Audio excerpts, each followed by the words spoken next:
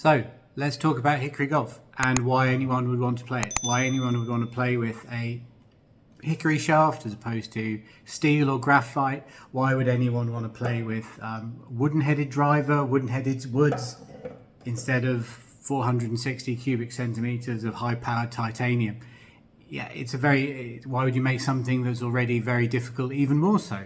I think the game is getting some more exposure recently. Certainly it's appeared on TV more often, and you might have heard of it. You might have played in centenary events when golf clubs celebrate their centenaries. Quite often they'll use hickory clubs in an event, or however you've heard about it. Hopefully there's something here that can help. And from the 12 or so years I've been exclusively playing hickory golf, I've always found it similar to racing a vintage car. So the corners are going to be a lot more difficult. You're on the same racetrack, right? But the corners are going to be a lot more difficult. You're not going to have the same amount of speed down the straight.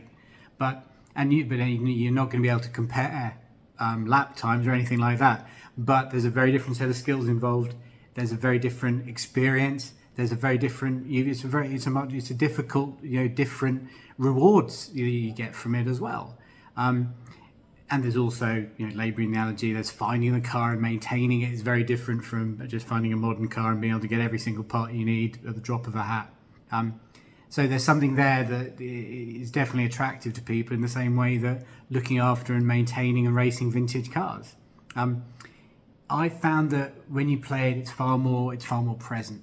You remember the great shots you've hit. It isn't necessarily about the score, and it's not all about that. But you'll find yourself going out, you go out for 9 holes and you're walking, remembering 2 or 3 really nice shots you've hit, how they felt and how they made you feel. It's not when you get all hippie and zen-like, but you're very much switching off the tracking computer. You're not dealing with the same sort of standard deviations you do in the modern game.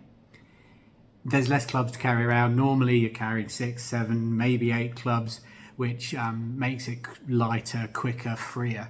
You're walking all the time. Obviously you can use a trolley, but generally people are walking because they're not carrying the same amount of clubs.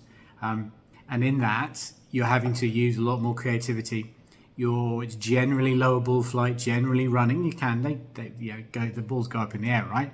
But it's generally a more sort of lower flighted game, and you've got to use your creativity a little bit more just because you've got fewer clubs that you've got to use.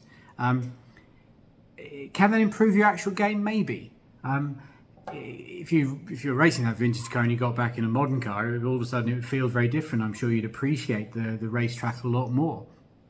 And certainly from a strategic point of view, you'll see a golf course you've played 100 times in a completely different light.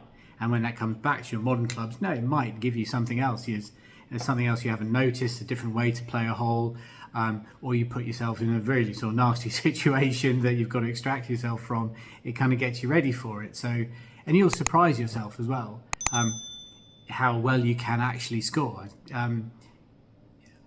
Personally, if I was ever making a decent score, I needed to hit a lot of greens in regulation to shoot anything like a decent score. With this, no, you're not hitting many greens in regulation. You might not hit many greens in regulation at all. So it's about scrambling. It's about learning to miss the green in the right place, leaving yourself with a shot you can take on. Not short-siding yourself is absolutely critical when you haven't got grooves, right? It's a very different mentality and strategy it brings to the game. I think there's also an extra sub-element of it that comes with the collecting. You can obviously get very interested in the types of clubs there are, the stampings on the back, the speciality clubs, whether they're lovely sort of smooth-faced older ones like that, or whether they're the shiny ones you can get in the stainless that comes later on. The woods, we'll do. There's plenty to talk about there, and the types of woods you can find and use, and even there's crazy stuff. There's things that you won't believe was around over 100 years ago. There are some amazingly modern clubs there, and that's an extra element of it that's really properly fascinating if you choose to get into that. And it's finding them in the first place. That's a bit of a challenge as well, tracking them down. And it's not about buying a set, it's about evolving a set, dropping one in, finding a better one. That's not quite going right, I need to find something to fill that gap. Or dropping in the speciality clubs that there's a whole host of different things you can look at to really expand your set. and it's just there's a lot of fun from that, tracking the things down and finding them with the right stamping. There's one particular club I've recently found, having been looking for it for 4 years, just how it was stamped on the back, just the make and model. So yeah, you can really get into the whole collecting side of it. And with that comes the maintaining of it. Learning you can, re-gripping them, reshafting them's a bit. Yeah, that's fiddly. That's a bit more difficult. But re-gripping them, stripping them down, looking after the wood.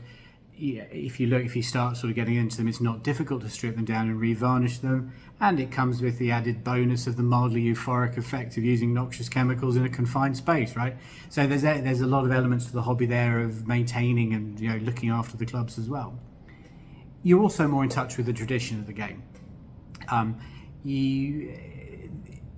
You don't need to get into that element of it. I know some people find that a bit off-putting, certainly with the centenary events when everyone dresses up in that way. No, I think there is something a bit special about that. There's something a bit special in playing in a jacket and tie and +4s, using these clubs around a traditional golf course when everyone's doing it. There's a different vibe to that. But no, you don't have to do that at all. It can be far more relaxed. It can be just something you pick up and do occasionally, or it can be something you do exclusively. That's got to be that's very much up to you, and there is no sort of strict rules about that. Yeah, it just brings you, but being in touch with those traditions of the game is still really nice, no matter however you choose to take that. You can certainly brings back old golf courses in a big way. You can have a lot of fun without going over 6,000 yards, and a lot of courses that might be, that don't have as much land, that haven't been able to expand in the way the golf courses have recently. You can have a lot of fun with those with a handful of old clubs that just don't go as far, and it just brings the game back to a more sort of traditional sense, as it were, and appreciating how they were designed in the first place. Looking at them as if you're having to run a ball, all of a sudden things make they make complete sense, and you'll find bunkers positioning just different, and there's a lot to be said there of having that linkage to the tradition. So whether it's an occasional or a full-time thing you choose to do, whether you collect or not, whether you get into the tradition or the history of it, it's out there, and it's still there's plenty to enjoy there in what is a fascinating sport within a sport.